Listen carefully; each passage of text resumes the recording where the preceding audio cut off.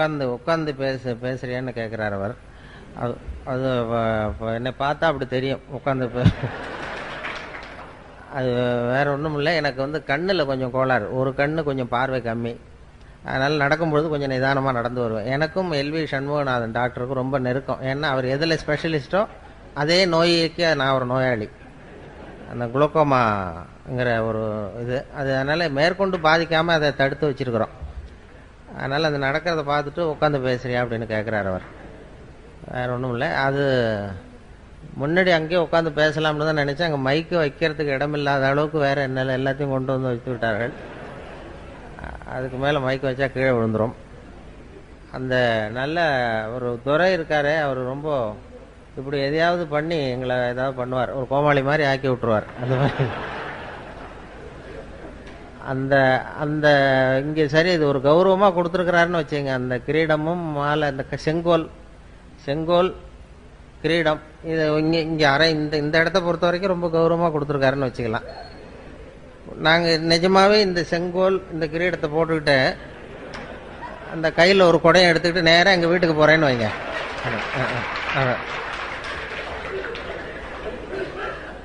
அங்கே மரியாதை கிடைக்குமா?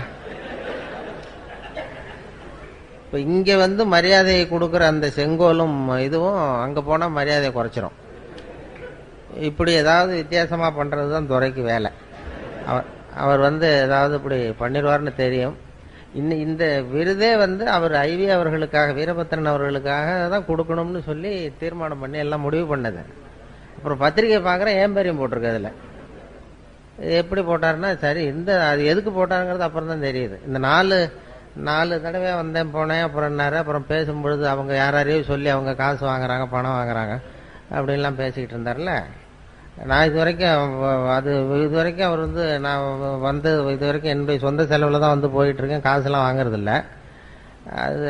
அது இப்படி வந்து அதுக்கு பதிலாக தான் இதெல்லாம் கொடுத்துட்டார். பணத்தை விட இது கொஞ்சம் சீப்பு.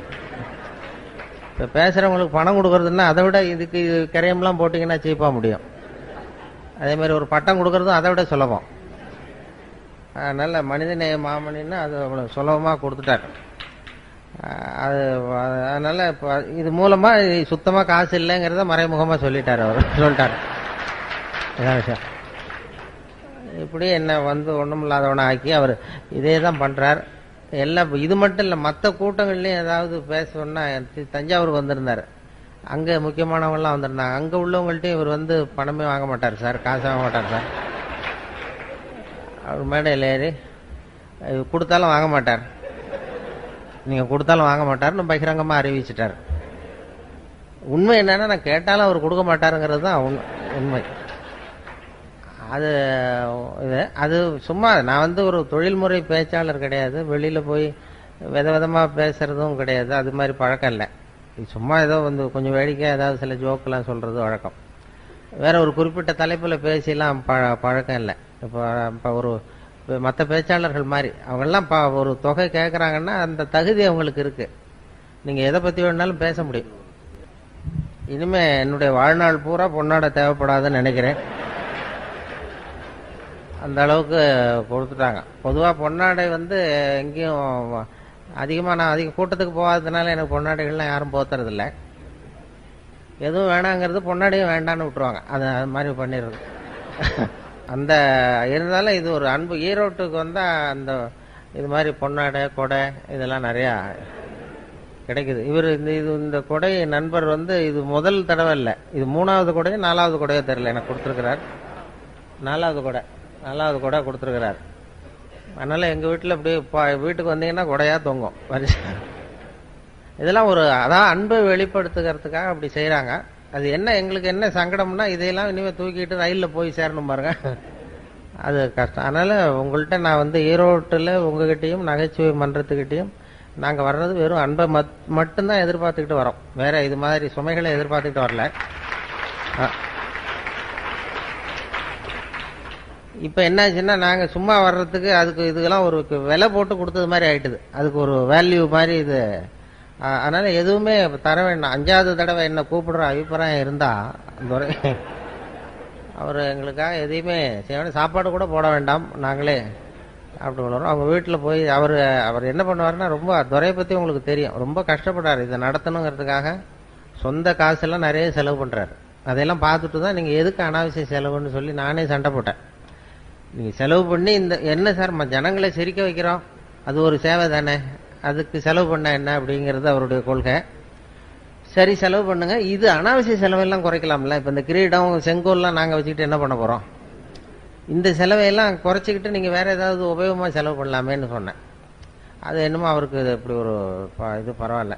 அதை அதனால் இந்த செங்கோல்லாம் அவர்கிட்டே திருப்பி போகும்பொழுது அவருக்கே போட்டு விட்டுட்டு அவர் கையிலேயே கொடுத்துட்டு தான் போகணும். ஆனால் தயவு செய்து அந்த கொடுத்த பட்டத்தை திருப்பி கேட்க வேண்டாம் என்று கேட்டுக்கொள்கிறேன்.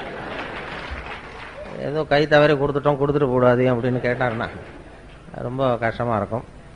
அப்படி பண்ணுறது இந்த வேடிக்கை, இந்த சிரிப்பு அது சொன்னாங்க இல்லையா, அதாவது மனுஷனுக்கே நமக்கு வந்து இயல்பாக நடக்கக்கூடியது இந்த ரெண்டு விஷயம். அதாவது நடக்கிறது, நம்ம நடக்கிறோம் பாருங்க, இந்த நடக்கிறது சிரிக்கிறது, இது ரெண்டும் இயற்கையாக நடக்கணும். அதுக்கு வந்து இப்போ நம்ம உடம்புல இருக்கிற உறுப்புகள்லாம் சரியாக வேலை செய்யறதுக்கு அந்த காலில் மட்டும் பாதத்தில் அழுத்தம் கொடுத்தா போகிறோம். அதுக்காக தான் இந்த பிரகாரத்தில் நடக்கிறது, வெளியில் நடக்கிறதுலாம். அது மனுஷன் வந்து சாதாரணமாக நடக்காமல் இருக்க முடியாது. அதனால் நடந்தால் போதும், உடம்புல இருக்கிற உறுப்புலாம் சரியாக வேலை செய்யுமா. அது எல்லாமே அழுத்தம் வந்து கால் பாதத்தில் போய் முடியுது. அது அப்படி இயற்கை வந்து அப்படி ஒரு அமைப்பை ஏற்படுத்தியிருக்கு. அதாவது பேட்டரி சார்ஜ் பண்ணுறது மாதிரி நடந்தால் போகிறோம். நாம் என்ன பண்ணிவிட்டோம், நடக்கிறதுக்கு பதிலாக வாகனங்களை கண்டுபிடிச்சிட்டோம். சைக்கிளு, காரு, அது இதுன்னு கண்டுபிடிச்சதுனால நடக்கிறது குறைஞ்சி போச்சு. இப்போ இயற்கையாக நடக்க வேண்டிய அந்த நடைங்கிறது இப்போ ஒரு எக்ஸசைஸ் ஆகிட்டுது. அது வந்து ஒரு நடை பயிற்சின்னு கொண்டு வந்துட்டோம். அதுக்கு ஒரு பயிற்சி கொடுக்கணுமா, நான் சாதாரணமாக நடக்கிற வேலை அது ஒரு பயிற்சின்னு கொடுத்து அந்த உடம்பு ஆரோக்கியத்தை காப்பாற்ற வேண்டியிருக்கு. அதே மாதிரி தான் சிரிப்பும் இயற்கையாக நடக்க வேண்டிய ஒன்று.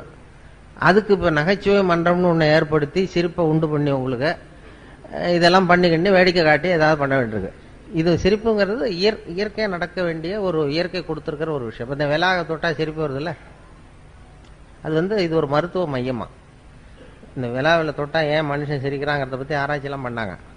அது ஒருத்தர் ஆராய்ச்சி பண்ணி ஒருத்தர் சொன்னார், அது இந்த இடத்துல இருக்கிற மென்மையான நரம்புகள் அங்கே போய் முடியுது, மூளையில் சிரிப்பை உண்டு பண்ணுற இடத்துக்கு. அதனால் இங்கே வந்து தொட்டோம்னா அங்கே போய் சிரிப்பை உண்டு பண்ணுது. அதனால் விழாவில் மென்மையான நரம்பு வந்து முடியுது, இது தொட்டதும் அந்த செய்தி மூளைக்கு போய் சிரிக்கிறான் அப்படின்னு ஒருத்தர் கண்டுபிடிச்சார். அதுக்கப்புறம் வந்தவர் இன்னொருத்தர் அதை பற்றி தொடர்ந்து ஆராய்ச்சி பண்ணவர் கேட்டார், சரி நான் ஒத்துக்கிறேன், விழாவில் இங்கே தொட்டால் அந்த மென்மையான நரம்புகள் மூளைக்கு போய் சிரிப்பை உண்டு பண்ணுதுன்னு சொல்கிறீங்க, ஒத்துக்கிறேன். அது ஏன் நானே தொட்டுக்கிட்டா ஏன் சிரிப்பு வரலன்னார். அப்போதான் தெரிஞ்சது முதல்ல கண்டுபிடிச்சதும் பொய்ன்னு, தப்புன்னு. இப்போ என்னன்னா இது வரைக்கும் தெரியாத ரகசியம். அது மனுஷனை வந்து இந்த இடத்துல தொட்டா ஏன் சிரிக்கிறாங்கிற ரகசியம் இது வரைக்கும் யாருக்கும் தெரியாது. அது என்ன சொல்றாங்க ஒரு யூகத்தில், என்ன இது வந்து ஒரு மருத்துவ மையம், இயற்கை கொடுத்துருக்கிற ஒரு மருத்துவ மையமா. இது மாதிரி கிச்சு மூட்டியே நோய்களை குணப்படுத்திக்கலாம் சிரிப்பு உண்டு பண்ணி. இயற்கையாக உடம்புல ஏதாவது இந்த இடத்துல பட்டா சிரிப்பு வந்துடுதுல்ல, அது வந்து அதனால சிரிப்பும் நடையும் வந்து இயற்கையாக நடைபெற வேண்டிய ஒரு விஷயங்கள். அதுக்கு வந்து இப்போ ஒரு பயிற்சி, நடைப்பயிற்சி, அதே மாதிரி சிரிப்பு ஹியூமர் கிளப்பு அதெல்லாம் ஏற்படுத்த வேண்டிய அளவுக்கு நாம் வந்து இறுக்கமாயிட்டோம். மனசு இறுக்கமாயிட்டுது, டென்ஷன் ஆகிட்டுது. அதனால தான் இவங்களுக்கெல்லாம் வேலை. இப்போ 67 மாசமாக நடத்த வேண்டியதாக போச்சு பாருங்க. அப்படி பண்ணி சிரிப்பை உண்டு பண்ண வேண்டியிருக்குது. இல்லைன்னா அதுதான் இது வந்து மருத்துவ மையம். மனிதனுடைய விழாப்புறம் வந்து ஒரு மருத்துவ மையம்னு இப்போ ஆராய்ச்சியாளர்கள்லாம் கண்டுபிடிச்சு சொல்கிறாங்க. அதனால் சிரிப்பு வந்து இயல்பாக நடக்கணும். அதனால தான் இப்போ பேசிகிட்டு இருந்தோம் டாக்டர்கிட்ட கூட அதை சொன்னாங்கன்னு. அதாவது மனுஷன் வந்து ஒரு குழந்தைகளை பற்றி ஆராய்ச்சிலாம் பண்ணியிருக்கிறாங்க. சின்ன வயசில் நம்ம பிறந்து 6 வாரத்தில் தான் சிரிக்க ஆரம்பிக்கிறோமா. நம்ம பிறந்து 6 வாரம் 1.5 மாதத்துல தான் சிரிக்க ஆரம்பிக்கிறோம். அது வரைக்கும் ஒன்றும் விவரமாக சிரிக்க தெரியாது. அதனால் ஒரு குழந்தை வந்து ஒரு நாளைக்கு 200 தடவை சிரிக்குதான். இதெல்லாம் அதை பற்றி ஆராய்ச்சி பண்ணி டாக்டர்கள், குழந்தை நிபுணர்கள், ஸ்பெஷலிஸ்ட் சொல்கிறாங்க. ஒரு குழந்தை வந்து ஒரு நாளைக்கு 200 தடவை சிரிக்குது. நம்மெல்லாம் 15 தடவை சிரிக்கிறோமா. அப்படியே குறைச்சிக்கிட்டே வந்தாச்சு. அதனால தான் இப்போ ஹார்ட் அட்டாக்லாம் வருதுன்னு இப்போ கண்டுபிடிச்சிருக்கிறாங்க. 200 தடவை சிரிக்க வேண்டிய குழந்தைத்தனம் அப்படியே குறைஞ்சி போய் கொஞ்சம் கொஞ்சமாக குறைச்சிட்டு வருது. சிரிப்புக்கு வந்து ஜோக்கே தேவைப்படாது. நான் சொன்னல இயல்பான விஷயம்னு, சிரிப்புக்கு ஜோக்குன்னு ஒன்று தேவையே படாது. அது வந்து இந்த நம்ம காலங்காலமாக சிரிப்பு வந்து சிறைப்பட்டு போயிருக்குதான் நம்ம உடம்புல. எப்படின்னா, ஒரு முதலாளிக்கு முன்னாடி தொழிலாளி சிரித்தா மரியாதை குறைச்சல், ஒரு வாத்தியாருக்கு முன்னாடி பையன் சிரித்தா மரியாதை குறைச்சல், ஒரு அதிகாரிக்கு முன்னாடி பியூனு சிரிச்சா மரியாதை குறைச்சல், இப்படி சொல்லி சொல்லி சிரிப்புங்கிறது மரியாதை குறைவான செயல்னு போதிக்கப்பட்டு வந்திருக்கிறோம். அதனால சிரிப்புங்கிற அந்த செயல் வந்து சிறைப்பட்டு போச்சாமா. நான் இப்போ என்னன்னா மரபு ரீதியாவே ஜெனட்டிக்காவே நாம சிரிச்சா யாராவது தப்பா நினைப்பாங்களோ அப்படின்னு நினைக்கிற அளவுக்கு நம்ம வந்துட்டோம். அப்படி சிறைப்பட்டிருக்கிற சிரிப்பை வெளியில கொண்டு வர்றதுக்கு ஜோக்குன்னு ஒரு சாவியை போட வேண்டியிருக்கு. ஒரு சாவியை போட்டு திறந்து விட்டு அந்த சிறைப்பட்டிருக்கிற சிரிப்பை வெளில கொண்டு வர வேண்டியிருக்குதான். இதுதான் இப்ப நடக்கிறது. வேற சிரிப்புக்கும் ஜோக்குக்கும் சம்பந்தமே இல்லை. சொல்லப்படுகிற ஜோக்குக்கும் சிரிப்புக்கும் உங்களுடைய இயல்பான சிரிப்புத்தன்மையை வெளியில கொண்டு வர்றதுக்கு ஜோக்குங்கிறது ஒரு சாவியா உபயோகப்படுது.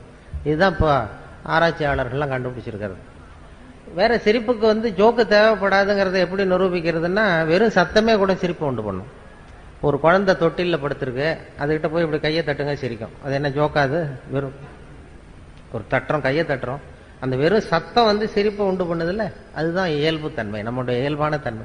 ஒரு ரோஜா பூவை பார்த்தா சிரிப்பு வரணும், ஒரு வெளிச்சத்தை பார்த்தா சிரிப்பு வரணும், ஒரு சத்தத்தை கேட்டா சிரிப்பு வரணும், ஒரு குருவி கத்துறதை பார்த்தா சிரிப்பு வரணும். இப்படி சிரிச்சுக்கிட்டு இருந்த நாம இப்போ ஒரு ஹியூமர் கிளப்னு ஒன்று வச்சு ஜோக்கெல்லாம் சொல்லி சிரிக்க வைக்கிறது அவ்வளவு முயற்சி பண்ண வேண்டியிருக்கு. அந்த அளவுக்கு இறுகி போச்சு மனசு. அதனாலதான் ஹார்ட் அட்டாக் வருதுன்னு சொன்னாங்க. ஒரு சத்தம், ஒரு குழந்தைகிட்ட கிளுகிழப்பை ஆட்டுங்க, ஒரு குழந்தை மூஞ்சிக்கிட்ட சிரிக்குது, கிளுகிழப்பை சத்தம் அது சிரிக்கும். ஆனா அதே கிளுகிழப்பை ஒரு தாத்தா மூஞ்சிக்கிட்ட ஆட்டுங்க, கோவம் வந்துடும், அடிக்க வந்துடும். ஏதாவது குச்சி கிடந்த மாதிரி கூட இருந்துன்னு எடுத்து குத்தி விடுவாரு. ஏன் அப்படி இருந்தவர் அப்படி ஆயிட்டாரு. சின்ன வயசுல ஒரு கிளுகிழப்ப சத்தத்துக்கு சிரிச்சவர் அதே கிளுகிழப்ப சத்தத்துக்கு கோவப்படுற அளவுக்கு மாறி போயிட்டார். இப்படி இந்த மாற்றம் வரப்படாதான். வயசான காலத்திலே கிளுகிழப்பை ஆட்டினா சிரிக்கணும். அப்படி இருந்தா அவருக்கு ஹார்ட் அட்டாக் வராது. எதுக்கு சொல்றேன்னா, இப்ப இங்க வந்திருக்கிற பெண்கள்லாம் வீட்டுல ஒரு கிளுகிழப்பை வாங்கி வச்சுங்க. இனிமே வீட்டுக்காரர் கோபமா வந்தாருன்னா முகத்திட்ட போய் அப்படி இப்படி ஆட்டி பாருங்க. அவர் சிரிச்சுட்டாருன்னு வைங்க, பயப்படவே வேண்டாம். அவர் இயல்பு தன்மை மாறாம இருக்காருன்னு அர்த்தம். நீங்க கிளுகிழப்பை ஆட்டினது டென்ஷன் ஆயிட்டாருன்னு வைங்க, உடனே இசிஜி எடுத்து பார்க்கணும். அது ஏதாவது இருதயத்தில் கோளாறு இருக்கான்னு பார்க்கணும். நம்ம பேசிக்கிறதுக்கு வேடிக்கையா இருக்கே தவிர இதெல்லாம் ஆராய்ச்சியாளர்கள் சொல்ற உண்மைதான். அதை பத்தி ஆராய்ச்சி பண்ணிட்டு சொல்றாங்க, ஹார்ட் அட்டாக் வர்றதுக்கே காரணம் அந்த இயல்பான சிரிப்புத்தன்மை குறைஞ்சதுதான். அதனால்தான் அந்த தன்மையை மறுபடியும் உண்டு பண்ற பெரிய முயற்சியில தான் இது மாதிரி நகைச்சுவை மன்றங்கள்லாம் இப்ப ஈடுபடுத்து. இப்ப எல்லா இடத்துலயும் நகைச்சுவை மன்றம் ஆரம்பிச்சுட்டாங்க. சென்னையில வந்து இன்கம் டேக்ஸ் ஆபீஸ்ல நகைச்சுவை மன்றம், இப்படி போலீஸ் ஸ்டேஷன் அங்கங்கன்னு எல்லா ஆபீஸ்லயும் நகைச்சுவை மன்றம்னு ஆரம்பிச்சு அதை ஏதாவது எங்களுக்கு கொஞ்சம் சிரிப்பு உண்டு கொஞ்சம் கிச்சு மூட்டிட்டு போங்க சார்ங்கிறது மாதிரி அப்படியெல்லாம் பண்ணிட்டு இருக்கிறாங்க. இப்ப நான் 4 வருஷமா இங்க வந்துகிட்டு இருக்கிறேன். ஒரு 2 பேருக்கு சிரிப்பு வர மாட்டேங்குது இந்த ஊர்ல. இங்க வந்து பேசி, ஆனா எனக்கு வரமாட்டேங்குது ஒண்ணு. இன்னொன்னு, இந்த நகைச்சுவை மன்ற தலைவர் ராஜவேலுக்கு வரமாட்டேங்குது. இது என்னன்னு தெரியல. எங்க 2 பேருக்கும் உபதேசம் பண்றமே தவிர எங்களுக்கு சிரிக்க தெரியல. அது அதனால நாங்களும் அப்பப்ப செக் பண்ணிக்கிறது நல்லது. இசிஜி எல்லாம் எடுத்து பாத்துக்கணும். அது அப்படி அந்த சிரிப்பு. அதான் இவர் கேட்டாரு, சுரதான்னு ஒரு கவிஞர் இருந்தார்ல, சுரதா, அவரும் நானும் ஒரு மேடையில் இருக்கும் பொழுது இப்படி பேசிட்டு இருந்தோம். அப்ப எல்லாரும் வந்து கேட்டாங்க, ஏன் சார் நீங்க என்னமோ பேசுறீங்க, நீ சிரிக்க மாட்டேங்கிறிய அப்படின்னு என்கிட்ட வந்து, ஏன் உனக்கு சிரிப்பு வரமாட்டேங்குதான்னு கேட்டார் இவர் சுரதா என் பக்கத்துல இருந்து. ஆமாங்க சார், நான் பேசுறேன், எனக்கு வரமாட்டேங்குது, நான் என்ன பண்றது அப்படின்னு. நீ அப்படி இருக்கிறது தான் நல்லது.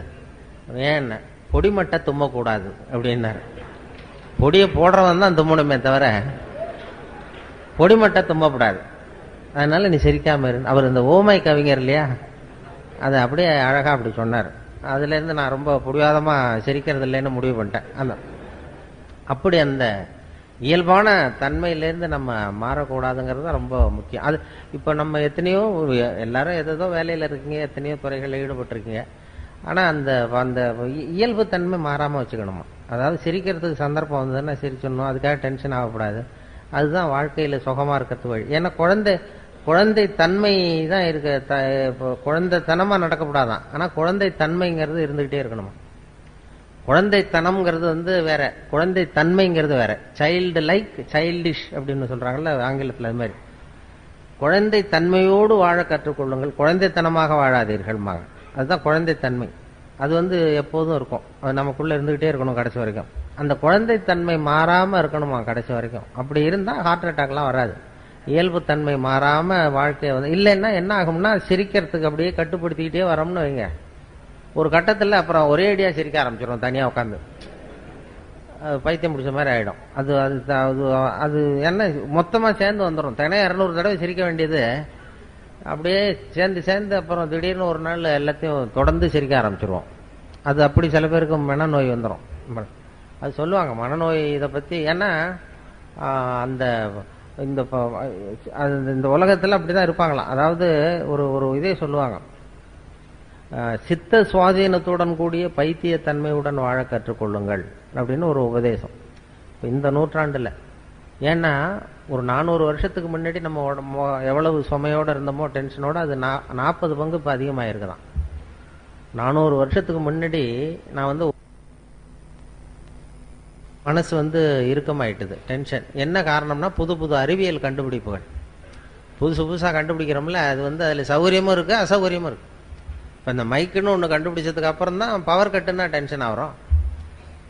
இது நின்று போடும் உடனே டென்ஷன். லைட்டு நின்று போச்சுன்னா டென்ஷன் ஆயிடும். மின்சாரம்னு ஒன்று கண்டுபிடிச்சதுனால தானே. மின்சாரம்னு ஒன்று கண்டுபிடிக்கலைன்னா பவர் கட்டுனா என்னென்னு தெரியாது நமக்கு. அது மாதிரி புதுசாக ஒரு பொருளை கண்டுபிடிக்கும் பொழுது அதனுடைய இது ரொம்ப இதாகிடும்.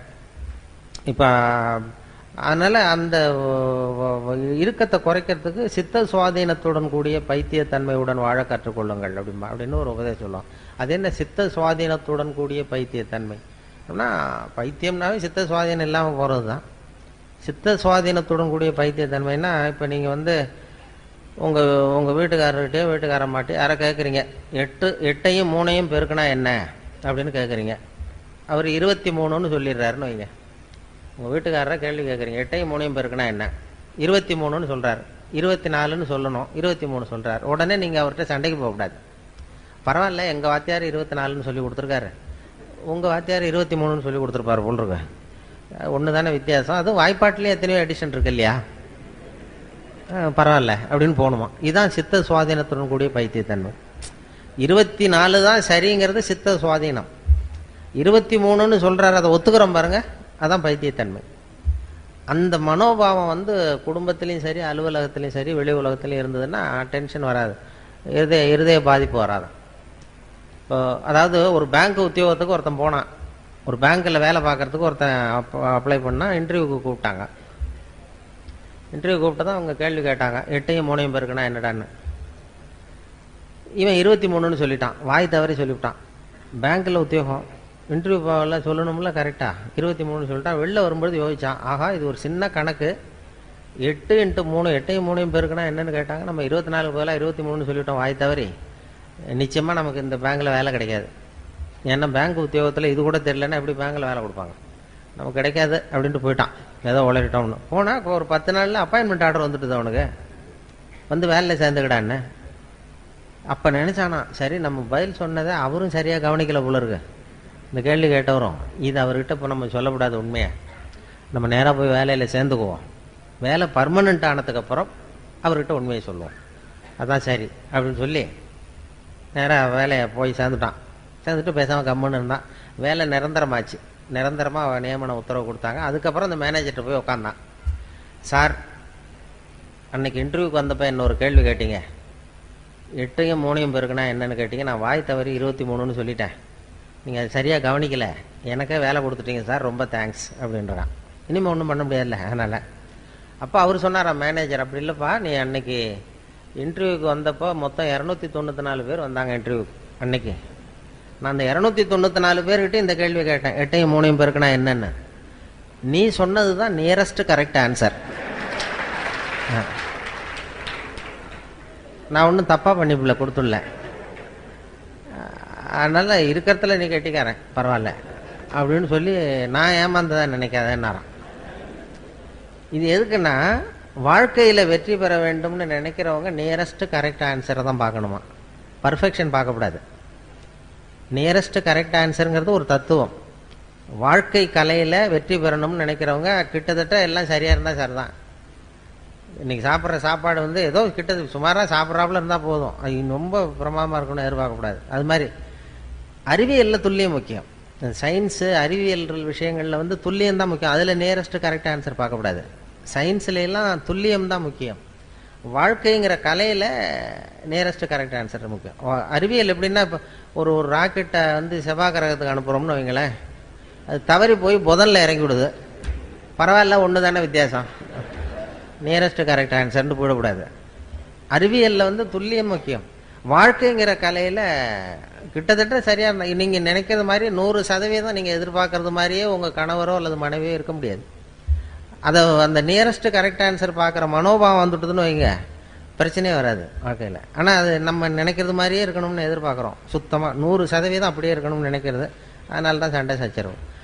பர்ஃபெக்ஷன் ஒன்று உலகத்தில் எதுவுமே கிடையாது.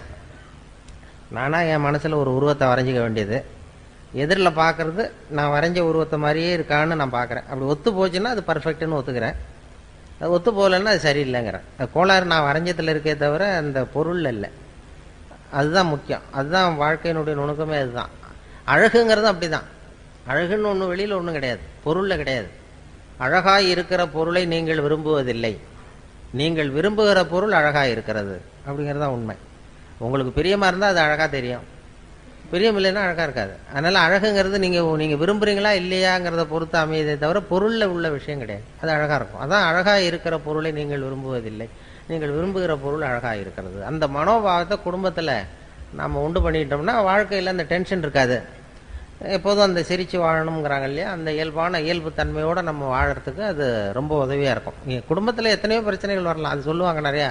சின்ன சின்ன ஒரு நல்ல குடும்பங்கிறது எப்படின்னா அனுசரித்து போகணும், ஒருத்தரை விட்டு கொடுத்து போகணும், சந்தேகம் கூடாது, அப்படி இப்படின்னு சொல்லுவாங்க. அதாவது ஒருத்தன் வந்து ஒரு பொண்ணை கல்யாணம் பண்ணிட்டு வந்தான். குடும்பத்தில் சந்தேகம். அவன் என்ன சொல்லிட்டாங்க எல்லாரும், டே நீ கல்யாணம் பண்ணிட்டு வந்திருக்கிறிய, அந்த பொண்ணுக்கு காது சரியாக கேட்காதுடா அப்படின்ட்டாங்களாம். இவனுக்கு ரொம்ப வருத்தமாக போச்சு. ஆகா, நம்ம கல்யாணம் பண்ண பொண்ணு காது சரியாக கேட்கலன்னு சொல்கிறாங்க, இதை எப்படி கண்டுபிடிக்கிறது, டெஸ்ட் பண்ணணும்னு பார்க்குறான். நேராக போய் உனக்கு காது கேட்குமா அப்படின்னு கேட்டால் சண்டை வந்துடும். இது எப்படியாவது சோதனை பண்ணணும்னு வெளியில் போகிறது மாதிரி போனான். வெளியூருக்கு போனோம், வெளில எங்கேயோ கடத்தருக்கு போனது மாதிரி போயிட்டு திரும்பி வந்தான். திரும்பி வந்து தெருவில் நின்றுக்கிட்டு இன்றைக்கி என்ன சாம்பார் அப்படின்னா பதிலே வரல. ஆஹா, நம்ம கேட்டது தப்பு, சார் தான் காது கேட்கல மனைவிக்குன்னு முடிவு பண்ணிட்டான். அடுத்தது வீட்டுக்குள்ளே வந்து நின்று 2வது தடவையாக கேட்டான். வாசலுக்குள்ளே வந்து நின்றுக்கிட்டு இன்றைக்கி என்ன சாம்பார் அப்படின்னா 2வது தடவையும் பதில் வரல. சரி, ஏமாந்து போட்டோம் நம்ம அப்படின்னு சொல்லிட்டு நேராக அடுப்பங்கரைக்கு போனான். அடுப்பங்கரையில் அந்த பொண்ணு ஏதோ சமைச்சிக்கிட்டு இருக்கு, சமையல் பண்ணிகிட்டு இருக்கு. அது சமையல் பண்ணிகிட்டு இருக்கு, அது காதுகிட்ட போய் இப்படி வச்சுக்கிட்டான் கையை. இப்படி கையை வச்சுக்கிட்டு வேகமாக கத்துறான் 3வது தடவை. இன்றைக்கி என்ன சாம்பார்னு 3வது தடவை கத்துறான். அது கொஞ்சம் கூட அலட்டிக்கவே இல்லை. மெதுவாக திரும்பி இவன் காது ஓரமாக சொல்லுது, 3வது தடவையாக சொல்கிறேன் முருங்கைக்காய் சாம்பார் அப்படின்னு தான். இவனுக்கு காது கேட்கல, இவன் போய் அதை சந்தேகப்படுறான். குடும்பத்தில் இப்படி தான் பிரச்சனை வரும். முதல்ல நம்மகிட்ட இருக்கிற குறை என்னன்னு தெரிஞ்சுக்கிட்டு அடுத்தவங்க பேரில் குறைய கண்டுபிடிக்கணும். நாம் என்ன பண்ணுறோம், முதல்ல அடுத்தவங்க குறைய கண்டுபிடிக்கிறோம். அதனால தான் சிக்கல். குடும்பங்கிறது ரொம்ப அழகாக நடத்த வேண்டிய, வாழ்க்கையில் ரொம்ப புரிந்து கொள்ள வேண்டிய ஒரு கலை அப்படின்னு சொல்லுவாங்க. எங்கள் வீட்டுக்கு ஒருத்தர் வந்திருந்தார். இப்போ சமீபத்தில் ஒரு பத்திரிக்கை கொடுக்க வந்தார், கல்யாண பத்திரிக்கை கொடுக்கறதுக்காக வந்தார். அவரை அழைச்சிக்கிட்டு இன்னொரு இடத்துக்கு போகிறேன், இன்னொரு வீட்டுக்கு பத்திரிக்கை கொடுக்கணும். அவர் வீடு இருக்கிற இடம் தெரியாது, அதனால் அழைச்சிட்டு போகிறேன். அந்த வீட்டில் கணவன் மனைவி 2 பேரும் ஒத்து போகிறதில்ல, அடிக்கடி சண்டை வரும். அந்த வீட்டில் கொண்டு போய் பத்திரிக்கை கொடுக்கணும். நான் அழைச்சிட்டு போகிறேன் இவரை, இந்த ஒரு பெரியவரை. அவங்க 2 பேரும் அடிக்கடி சண்டை போட்டுக்கிறவங்கன்னு தெரியும் அவருக்கு. போய் உட்காந்தோம், காஃபி கொண்டாந்து கொடுத்தாங்க, சாப்பிட்டோம்.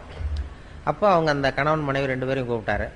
2 பேரையும் கூப்பிட்டு, இதை பாருங்க, இப்போ உங்களுக்கு ஒரு போட்டி வைக்க போகிறேன், நீங்கள் ஜெயிச்சுட்டிங்கன்னா உங்களுக்கு 100 ரூபா அப்படின்னாரு. நான் வேடிக்கை பார்த்துட்டு உட்காந்துருக்கேன். என்ன போட்டி அப்படின்னா, ஒரு நூல் கொண்டு வாங்க, தைக்கிற நூல், சாதாரண நூல் கொண்டு வாங்கினதான் ஒரு இவ்வளோ நீளம் நூல் கொண்டு வந்து கொடுத்தது அந்த அம்மா. இந்த நூலை வந்து அறுத்துடணும், முடியுமா முடியாதா அப்படின்னு கேட்டார். இது என்ன பெரிய வேலை, இது அறுக்கிறது சாதாரண பட்டுன்னு எடுத்தா போயிடும், இதை அறுத்துட்டா 100 ரூபா அப்படின்னாரு. நான் இருக்கிறேன் 2 பேரும் வந்தாங்க, அந்த அம்மாவும் அந்த வீட்டுக்காரனும். நீ 2 பேரும் சேர்ந்து நீங்கள் ஒரு பக்கத்தை பிடிங்க, நான் ஒரு பக்கத்தை பிடிச்சிக்கிறேன், நான் இழுக்கிறேன் நீ இழு, நீங்கள் 2 பக்கமும் 2 பேர் சேர்ந்து அந்த பக்கத்தை பிடிச்சிட்டு இழுங்க, நான் பிடிச்சிட்டு இழுக்கிறேன், அறுத்துருங்க, இழுத்துட்டீங்கன்னா ஆளுக்கு 100 ரூபா தரேன்ருக்காரு. அவங்க ரொம்ப உற்சாகமாக அந்த பக்கத்தை 2 பக்கமும் 2 பேரும் சேர்ந்து பிடிச்சிக்கிட்டாங்க. இவர் வந்த பெரியவர் ஒரு பக்கத்தை பிடிச்சிட்டாரு. இழுத்தாருங்க அப்படின்னாரு. அவங்க 2 பேரும் ரொம்ப பலமாக இழுக்க ஆரம்பித்தாங்க. இவர் இழுக்க விட்டுக்கிட்டே போயிட்டு இருக்காரு, பின்னாடியே இழுத்து சுற்றி வராங்க, இவர் பின்னாடியே போயிட்டே இருக்காரு. 10 நிமிஷம் ஆச்சு, அறுக்கவும் முடியல. அப்புறம் எடுத்து விட்டு, இதுதான் வாழ்க்கை, இதை புரிஞ்சுங்க, உங்களுக்குள்ளே சண்டை போட்டுக்காதீங்க அப்படின்ட்டு போயிட்டார். அதான், அதாவது ஒருத்தர் விட்டு கொடுக்கறதுக்கு தயாராக இருந்தால் அது எவ்வளவு மெலிசான நூலாக இருந்தாலும் யாராலையும் இருக்க முடியாது, லேசான இருக்கணும். அதை அவர் உதாரணமாக செஞ்சு காட்டினார். ஒரு பத்திரிக்கை கொடுக்க வந்த பெரியவர் அப்படி பண்ணிட்டு போனார். வாழ்க்கை அப்படி தான் புரிஞ்சுக்கணும். இல்லைன்னா அர்த்தமில்லாத விஷயத்துக்கெல்லாம் குடும்பத்தில் சண்டை போட்டுக்கிட்டு பிரச்சனை விட்டுருப்போம். ஏன்னா நம்ம மனசு இருக்க சுமை வந்து வர வர அதிகமாகிடும். மற்ற வெயிட்லாம் அப்படியே இங்கே ஒரு 10 கிலோ இப்போ வைக்கிறோம்னு வைங்க, இந்த 10 கிலோவை வந்து நாளைக்கு வந்து இதை எடை போட்டு பார்த்தாலும் 10 கிலோ தான், இன்னும் ஒரு மாதம் கழித்து எடை போட்டாலும் 10 கிலோ அப்படியே இருக்கும். ஆனால் மனசில் இருக்கிற வெயிட் இருக்கு பாருங்கள், அது போக போக அழுத்தம் அதிகமாகிட்டு எடை அதிகமாகிற மாதிரி இருக்கும். அதுக்கு ஒரு உதாரணம் அதுதான் சொல்லுவாங்க. இந்த ஒருத்தர் கையை நீட்ட சொல்லி ஒரு டம்ளரை கொண்டு வந்து, ஒரு டம்ளர் தண்ணியை வந்து உன்னால் தூக்க முடியுமான்னு கேட்டிருக்காரு. இது என்ன ஒரு டம்ளர் தண்ணியை என்ன தூக்க முடியாது என்னால் அப்படின்னா, ஒரு வெத்து பாட்டில் வச்சு இப்படி கையை நீட்ட சொன்னார். ஒரு டம்ளர் தண்ணியை வச்சு தண்ணியை ஊற்றினார். இது என்ன தூக்குறது பெரிய காரியம் அப்படின்னா, சரி அப்படியே வச்சிரு அப்படின்னாரு. ஒரு 10 நிமிஷம் ஆச்சு. சார் எப்போ தண்ணி எடுக்கலாம் கேட்க ஆரம்பித்தான். இருறா இன்னும் ஒரு மணி நேரம் ஆகும் எடுக்கிறதுக்குன்னா, ஐயோ இப்போ முடியாது சார், நம்மளால் முடியாதுன்னா. சரி இன்னைக்கு பூரா வச்சிருக்க முடியுமா ஒன்னாலன்னா, ஐயோ தாங்க முடியாது, முதல்ல இதை எடுங்க அப்படின்னா. இந்த வெயிட்டு அதே தான், வெயிட்டில் கூடலை, ஆனால் அதை தாங்க முடியல பாருங்கள். அதுதான் அந்த மனசு பண்ணுற. மனசில் வந்து ஒரு சுமை வந்து வச்சுட்டோம்னா அது வர வர அதிகமாகிறது மாதிரி ஒரு பாவனையை உண்டு பண்ணும். அப்பப்போ இறக்கி வச்சிடணும். அது மனசில் எதையும் இறக்கி வச்சுக்கிட்டு இருக்கக்கூடாது, அப்பப்போ இறக்கி வச்சுக்கோ. அந்தந்த நேரத்தில் அதை சுமக்கலாம்னு சொல்கிறேன். மனசை வந்து சுமக்கவே கூடாதான். குழந்தைகள்லாம் மனசை சுமக்கிறது இல்லை, அதனால தான் அது ஜாலியாக இருக்குது. 200 தடவை சிரிக்குதுன்னா அதெல்லாம் மனசை சுமக்கிறது இல்லை, நம்ம மனசை சுமந்துக்கிட்டு இருக்கிறோம். ஒரு ரயிலில் ஒருத்தர் போனார், ஒரு மூட்டையை தூக்கிட்டு ரயிலில் போய் ஏறி உட்காந்துருக்காரு. ஏறி உட்காந்ததும் ரயில் புறப்பட்டுது. இவன் தலையிலே மூட்டையை வச்சுட்டு உட்காந்துருக்கான். எதிர்த்தாப்பில் இருக்கிறவருக்கு சொல்லியிருக்காரு, ஏன் ரயில் தான் புறப்பட்டுது, மூட்டையை இறக்கி வை, உன் ஸ்டேஷன் வந்ததும் தலையில் தூக்கி வச்சுட்டு நீ இறங்கி போகலாம், இப்போ இறக்கி வச்சுருன்னு இருக்காரு. அப்போ இவன் சொன்னானா, அதெல்லாம் வேண்டாம், என் சுமையை நான் சுமந்துக்கிறேன், என்னை மட்டும் ரயில் சுமந்தா போதும் நானும். இப்படி தான் நம்ம இப்போ பண்ணிகிட்டு இருக்கோம்மா. இப்போ அவன் பண்ணுறத நினைக்கும் போது நமக்கு சிரிப்பு வருது இல்லை. இப்போ நாம் வாழறது அப்படி தான் வாழ்ந்துக்கிட்டு இருக்கோம்மா. தேவையில்லாததையெல்லாம் சுமந்துக்கிட்டு பிரயாணம் பண்ணிகிட்டு இருக்கிறோம். எந்தெந்த நேரம் எதை சுமக்கணுமோ அதை சுமந்தா போதும். இறங்குற நேரத்தில் மட்டும் தூக்கி வச்சுட்டு இறங்கினா போகிறோம். அப்பப்போ அந்தந்த சுமையை சுமந்தா போதும். எல்லாத்தையும் ஒரே நேரத்தில் சுமந்துக்கக்கூடாது. நம்ம ஈரோடு துறை மாதிரி போட்டு எல்லாத்தையும் போட்டு இழுத்து போட்டுக்கிட்டு இன்றைக்கி எங்களுக்கு சாப்பாட்டையும் கவனிக்கணும், அதையும் கவனிக்கணும், இதையும் கவனிக்கணும்னு போட்டுக்கிட்டு 3 நாள் ஆச்சான் அவர் தூங்கி. அப்படி இது பண்ணக்கூடாது. முதல்ல அது மாதிரி மனசு வந்து அப்படி நம்மளை ஏமாற்றும். மனசை வந்து அந்த அளவுக்கு மனசை வந்து புரிஞ்சுக்கணுமா, அதை கட்டுப்படுத்தக்கூடாது. மனசை வந்து எல்லாரும் அடக்கு, சினத்தை கோபத்தை அடக்கு, மனசை அடக்குன்னு சொல்லுவாங்க. மனம் சினம் 2 இருக்குல்ல, ரெண்டையுமே எல்லாரும் உபதேசம் பண்ணுறது எப்படின்னா, மனசை வந்து கட்டுப்படுத்து, சினத்தை வந்து அடக்கு, கோபத்தை அடக்கு, மனசை கட்டுப்படுத்தலாம் சொல்லிட்டு இருப்பாங்க. இந்த அடக்கிறது கட்டுப்படுத்துறதெல்லாம் மற்றவங்க உபதேசம். இந்த அருள் தந்தை வேதாத்திரி மகரிஷி இருக்கார்ல, அவர் தான் வித்தியாசமாக அதை உபதேசம் பண்ணார். மனசை வந்து அடக்காத, அதை புரிஞ்சுக்கோ, அது சரியாக போடும். மனதை வந்து அடக்க நினைத்தால் அலையும், அறிய நினைத்தால் அடங்கும் அப்படின்னார் வேதாத்திரி மகரிஷி. அதை வந்து புரிஞ்சுக்கிறதுக்கு முயற்சி பண்ணுமே தவிர அதை அடக்கிறதுக்கு முயற்சி பண்ணாது. அதே மாதிரி சினத்தை கோபத்தை கட்டுப்படுத்துன்னு எல்லாரும் உபதேசம் பண்ணாங்க. இவர் என்ன சொன்னார், சினத்தை தவிர்த்து விடு, சினம் தவிர்த்தல்னு தான் சொல்லுவாங்க. கோபம் வராத அளவுக்கு சினத்தை தவிர்க்கணுமே தவிர, இல்லைன்னா அது வர வர பெருசாக போயிட்டே இருக்கும். அதுதான் வாழ்க்கையில் வந்து நம்ம கற்றுக்க வேண்டியது. அதுதான் குடும்பத்தில் இருக்கிறவங்களுக்கு அது மாதிரி உபதேசங்கள் நிறைய. பிரச்சனைகள் எல்லாத்துலேயும் பிரச்சனை நிறையா வந்துக்கிட்டு தான் இருக்கும். பிரச்சனை வந்து இப்போ எங்கள் ஆஃபீஸில் நான் ஆல் இண்டியா ரேடியோவில் வேலை பார்த்தேன். எங்கள் ஆஃபீஸில் எல்லாருக்கும் ஒரு மேஜை நாற்காலி உண்டு. அதில் மேஜையில் ஒரு கண்ணாடி போட்டிருக்கோம். கண்ணாடி ஒன்று வச்சுருப்பாங்க. அந்த வேலை செய்கிறவங்களாம் அவங்கவுங்க இஷ்ட தெய்வத்தை கண்ணாடிக்கு அடியில் வச்சுருப்பாங்க. முருகன் படம், பிள்ளையார் படம், அது ஏசுநாதர் படம், அது மாதிரி பள்ளிவாசல் எதையாவது வச்சுருப்பாங்க. அவங்கவுங்க காலையில் வந்ததும் வேலையை அதை தொட்டு கும்பிடுவாங்க. அதுக்கப்புறம் தான் வேலையை பார்க்குறது. இப்படி நடந்துக்கிட்டு இருந்தது. எனக்கு கண்ணாடி கிடையாது, அது உடஞ்சி போச்சு மேஜையில், அதனால் எதுவும் வைக்கிறதில்ல. எனக்கு பக்கத்தில் ஒரு பொண்ணு இன்னொரு சீட்டு, அது ஒரு நிகழ்ச்சி பொறுப்பாளர். எனக்கு என்ன ஒரு ஆசைன்னா, அது இஷ்ட தெய்வம் என்னன்னு கண்டுபிடிக்கணும், பார்க்கணும் அப்படின்னு ஒரு ஆசை. இருக்கிறப்ப போய் எட்டி பார்த்தா நல்லா இருக்காது. வெளியில் எழுந்திரிச்சு போகும்போது பார்க்கலான்னு அப்படி இப்போ பார்த்துக்கிட்டே இருந்தோம். ஒரு தடவை எழுந்திரிச்சு வெளில போச்சு. அப்போ ஓடி போய் எட்டி பார்த்தேன். அது இஷ்ட தெய்வம் என்ன, முருகனா பிள்ளையாரா என்னன்னு பார்ப்பேன். பார்த்தா ஒரு ஆசாமி படம் இருக்குது, ஒரு மனுஷனுடைய படம். உடனே கூப்பிட்டு அந்த அம்மா வந்தது, என்ன சார் பார்க்குறீங்க, இது யாரும்மா இது இந்த படத்தை வச்சுருக்கேன் அப்படின்னா, இது என் வீட்டுக்காரரு சார். பாருங்கள், வீட்டுக்காரர் படத்தை தெய்வம் வைக்க வேண்டிய இடத்துல வச்சுருக்கேன். இந்த நூற்றாண்டில் இப்படி ஒரு பொண்ணா அப்படின்னு சொல்லிட்டு இது மாதிரி அவர் படத்தை நீ வச்சிருக்கிறியோ, உனக்கு தெரியுமா, நீ இங்கே படம் வச்சிருக்கிறது உங்கள் வீட்டுக்காரருக்கு தெரியுமா அப்படின்னு கேட்டேன். இதெல்லாம் அவருக்கு எதுக்கு சார் தெரியணும், நம்ம மனசில் இருந்தால் சார் தான் அவனு. அவர் ரொம்ப கொடுத்து வச்சவருமா அவங்க வீட்டுக்காரரு, இப்படிலாம் பண்ணிகிட்டு இருக்க, எல்லோரும் தெய்வத்தை வச்சுட்டு இருக்கோம் அப்படின்னு சொல்லிட்டு அப்புறம் ஒரு சந்தேகம் கேட்டேன். ஏம்மா எல்லாருக்கும் வந்து வாழ்க்கையில் ஆஃபீஸில் எத்தனையோ பிரச்சனைகள் வரும், ஏதாவது பிரச்சனை வந்தால் உடனே தெய்வத்துக்கிட்ட வந்து முறையிடுறது வழக்கம்.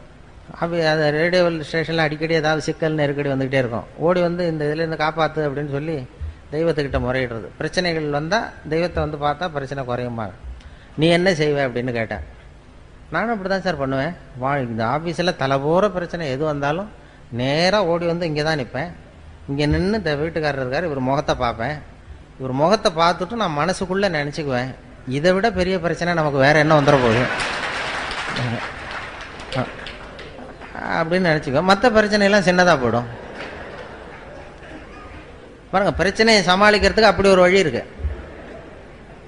எதுக்கு சொல்கிறேன்னா, இப்போ ஈரோட்டில் இருக்கிற பெண்கள்லாம் இனிமேல் அந்த படம் உங்கள் வீட்டுக்காரர் படத்தை கையில் வச்சுக்கோங்க, அவருக்கும் பெருமையாக இருக்கும், ஏதோ நம்ம படத்தை வச்சுருக்கிறாரு அப்படி வச்சுருக்கிறாங்கன்னு. நீங்கள் எதுக்கு வச்சுருக்கீங்கிறது தெரியக்கூடாது அவருக்கு. ஏதாவது பெரிய பிரச்சனை வந்ததுன்னா பார்த்தீங்கன்னா மற்றதெல்லாம் சின்னதாக தெரியும். இப்படி டெக்னிக் நிறையா இருக்குது. மனசை சுமக்காமல் வாழ்க்கையை வந்து ரொம்ப லேசாக நடத்துறதுக்கு இதெல்லாம் வழி. அதெல்லாம் தான் இந்த ஹியூமர் கிளப்பு கற்றுக் கொடுவோம். வாழ்க்கையில் அனாவசியமாக கோவப்பட்டுக்கிட்டு சண்டை போட்டுக்கிட்டுலாம் இருக்காதிங்க அப்படின்னு சொல்லி ஹியூமர் கிளப்பினுடைய வேலை அதுதானே, சிரிக்க வைக்கிறது, வாழ்க்கையை லேசாக்கிறது. அதெல்லாம் தான். குடும்பத்தில் பேர் வைக்கிறதுல தகராறு வரும்னு ஒரு கதை சொல்லுவாங்க. ஒரு கணவன் மனைவி 2 பேருக்கும் ஒரு குழந்தை பிறந்த, ஆம்பளை பிள்ளை பிறந்தது. அந்த பிள்ளைக்கு பேர் வைக்கிறது என்னங்கிறதுல தகராறு. அவன் என்ன சொல்கிறான், எங்கள் அப்பா பேர் தான் வைக்கணுங்கிறான் அவன். இந்த அம்மா என்ன சொல்லுது, இல்லை எங்கள் அப்பா பேர் தான் வைக்கணுங்குது. காலையிலேருந்து சண்டை. அவங்க அப்பா பேரை வைக்கணுங்கிறான், இது எங்கள் அப்பா பேரை வைக்கணும். சண்டை, காலையிலேருந்து சண்டை. எழுத்து வீட்டுக்காரன் ஒருத்தானா அவன் தான். என்ன சண்டை, எழுத்து வீட்டில் ஒரே சத்தமாக இருக்குன்ட்டு வந்தான். ஏன்டா காலையிலேருந்து பார்க்குறேன் ஒரே சத்தமாக இருக்கு, என்னடா விஷயம் அப்படின்னா, ஒன்றும் இல்லை, எங்கள் வீட்டில் பேர் வைக்கிறதுல தகராறு, இந்த பிள்ளைக்கு எங்கள் அப்பா பேரை வைக்கணுங்கிறேன், அது அவங்க அப்பா பேரை வைக்கணுங்கிறது, அதான் சண்டை போட்டுக்கிட்டு இருக்கோம் அப்படின்னா. அப்போ சொன்னானா, எழுத்து வீட்டுக்காரன்னு நான் ஒருத்தன் எதுக்கு இருக்கேன், என்கிட்ட சொல்ல வேண்டியது தானே, நான் பஞ்சாயத்து பண்ணி, இதை விட்டுவிட்டு நீங்கள் ஏன் அடிச்சுட்டு நிற்கிறீங்க, இப்போ நானாவிலே சத்தத்தை கேட்டுட்டு வர வேண்டியிருக்கு. சரி சொல்லுங்கள் உங்கள் பிரச்சனை என்னென்னா. இவன் சொன்னான், சர்ரா உங்கள் அப்பா பேர் என்ன அப்படின்னு கேட்டான் அவனை. சீனிவாசன் அப்படின்னா. சரி உங்கள் அப்பா பேர் என்னம்மா, நான் கிருஷ்ணன் அப்படின்னு இருக்காது. கொஞ்சம் யோசித்தான், சீனிவாச கோபால கிருஷ்ணன் அப்படின்னு பேர் வைங்க, சரியாக போச்சு, 2 பேர் வந்துருந்தோம் அப்படின்னு போயிட்டான். போனதுக்கப்புறம் இந்த கணவன் மனைவி 2 பேரும் பேசிக்கிட்டாங்களாம். சரி இந்த சீனிவாசன் சரி, கிருஷ்ணன் சரி, கோபாலன் எங்கேருந்து வந்தான் நடுவில் அப்படின்னு ஓடி போய் அவனை பிடிச்சி எழுத்துட்டு வந்திருக்காங்க. எழுத்துட்டு வந்து, அது யாரா கோபாலன் அப்படின்னா, அது எங்கள் அப்பா பேர்,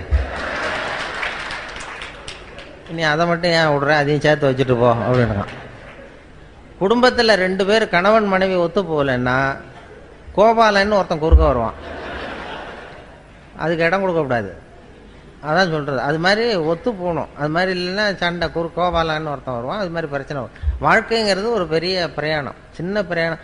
ஒரு பஸ்ஸில் போகிறப்ப கூட எவ்வளோ அசௌகரியம், சண்டை போட்டுக்கிறோம் அப்படின்னு சொல்லுவாங்க. வாழ்க்கைங்கிறது ரொம்ப பெரிய பிரயாணம், அதில் சுகமாக இருக்கணும் பிரயாணம். வாழ்க்கைங்கிறது குடும்பத்தில் அது மாதிரி எவ்வளவோ கஷ்ட நஷ்டம் எல்லாம் இருக்குது. அனுசரித்து போகிறது, ஒருத்தர் விட்டு கொடுக்குறது, இதெல்லாம் தான் ரொம்ப முக்கியமான இது. அந்த நுணுக்கத்தை புரிஞ்சுக்கணுங்கிறது தான் இது. ஹியூமர் கிளப்புங்கிறது சும்மா ஏதோ பொழுதுபோக்காக அவங்க பண்ணுறதுங்கிறது இல்லை. இது வாழ்க்கையினுடைய இறுக்கத்தை குறைச்சி வாழ்க்கையை லேசாக்கி, வாழ்க்கை பிரயாணம்ங்கிறது ரொம்ப சுகமானது. அது ஒரு போராட்டம் கிடையாது. வாழ்க்கைங்கிறது ஒரு அனுபவிக்க வேண்டிய ஆனந்தம். அதை உணர வைக்கிறதுக்கு தான் இது மாதிரிலாம் பண்ணிகிட்டு இருக்கிறாங்க. இதில் நிறைய அந்த நகைச்சுவை உணர்வுங்கிறது நம்ம எல்லாத்துலேயும் அதை பண்ணிகிட்டு இருக்கிறோம். நம்ம இப்போ அந்த ரேடியோவிலையும் அதனால தான் அது கொஞ்சம், அந்த நிகழ்ச்சி கொஞ்சம் பாப்புலர் ஆனது. எதை சொன்னாலும் கொஞ்சம் வேடிக்கையை கலந்து சொல்லிடுறது ரேடியோவில். அதனால் அது கொஞ்சம் எந்த விஷயத்தை சொன்னாலும் இந்த கொஞ்சம் கடுமையான விஷயத்த கூட வேடிக்கையாக சொன்னோம்னா இதாக இருக்கும். இப்போ நான் விவசாய ஒலிபரப்பு பிரிவில் இருந்தேன். அதில் இப்போ கோழி பண்ணையை பற்றி பேசுவோம். கோழி பண்ணை வைக்கிறது எப்படி, இது என்ன, எப்படி பண்ணுறது, போகிறது வர்றதுன்னு பேசிகிட்டு இருப்போம். அதை கேட்குறவங்க ரொம்ப கம்மியாக இருப்பாங்க. அதனால் என்ன பண்ணுறது, அது கொஞ்சம் வேடிக்கையாக கதையை கலந்து கோழி பண்ணையினுடைய தொழில்நுட்பம்லாம் சொல்லிவிட்டு கோழி பண்ணையை பற்றி சொல்கிறது. அது எப்படின்னா, ஒரு கதையை ஒன்று சேர்த்துருவோம் அதில். இப்போ உதாரணமாக ஒருத்தன் என்ன எப்படின்னா, ஒருத்தன் ஒரு கோழி விற்றுக்கிட்டு இருந்தானா ஒரு இடத்துல, கோழிலாம் விற்றுக்கிட்டு இருக்கான். ஒருத்தர் வாங்க வந்தார். இதெல்லாம் என்ன ஒரு கோழிப்பா அப்படின்ட்டு இருக்காரு. அப்போ கோழி வித்தவன் சொல்லியிருக்கான், இந்த பாருங்க இது கோழியா சேவலா அப்படிங்கிறது மட்டும்தான் தெரியும், என்ன ஒரு கோழிங்கிறதெல்லாம் பார்த்து சொல்ல முடியாது அப்படின்னு இருக்கான். இவர் வந்தவருக்கு கோபம் வந்துட்டது, நீ என்னடா அது கூட தெரியாமல் நீ என்னடா கோழி விற்றுக்கிட்டு இருக்கிற, கோழியோட முதுகை பார்த்தே அது எந்த ஊர்னு சொல்லிவிடலாம்டா, அது எனக்கு தெரியும் உனக்கு தெரியாதா, அது தெரியாமல் நீ வந்து கோழி விற்க வந்துட்ட, கோழியோட முதுகை பார்த்தாவே அது எந்த ஒரு கோழின்னு தெரியும், அதோ அந்த மூலையில் ஓடுது பாரு அது வந்து நாமக்கல் கோழி, அதில் ஒரு 2 எடுத்து வை, எனக்கு 2 ஓடுது பாரு இது சேலத்து கோழி, இதில் 2 எடுத்து வை, இதோ ஒரு மூலையில் நிற்கிது பாரு அது வந்து ஈரோட்டு கோழி, அதில் 2 எடுத்து வை அப்படின்னு சொல்லிட்டு முதுகை பார்த்தா தெரியும்டா, இதெல்லாம் தெரியாமல் நீ வந்து வியாபாரம் பண்ண வந்துட்ட, உனக்கு எந்த ஊர்றான்னு கேட்டிருக்காரு. அவன் முதுகை திருப்பி காட்டினானா, பார்த்து தெரிஞ்சுக்கோ அப்படின்னு. இப்படி ஏதாவது ஒரு வேடிக்கையை சொல்லி கோழி பண்ணையை பற்றிய செய்திகளை சொல்கிறது. ரேடியோவில் அப்படி தான் அந்த விஷயங்களை வந்து சொல்லும் பொழுது இப்படி வேடிக்கையை கலந்து சொல்லும் பொழுது அது கொஞ்சம் நல்லா இதாக போகும். அப்படி பண்ணிகிட்டு இருக்கிறது வழக்கம். அதில் நிறைய அது மாதிரி நிறைய எல்லா செய்திகளும் சொல்லுவோம். அப்போ அந்த நிறைய இப்போ இதை பற்றியெல்லாம் சொன்னோம் நம்ம. அப்போ அந்த விசாரணை கமிஷன் லஞ்ச ஊழல் அப்படி இப்படின்னு பேப்பரில் வந்தது. அப்போ ஒரு கதையை சொன்னோம் ரேடியோவில். அதாவது ஒருத்தன் தமிழ்நாட்டில் திடீர்னு ஒருத்தன் சாதாரணமாக இருந்தவன் திடீர்னு ஒரு பெரிய கோடீஸ்வரன் ஆகிட்டான்.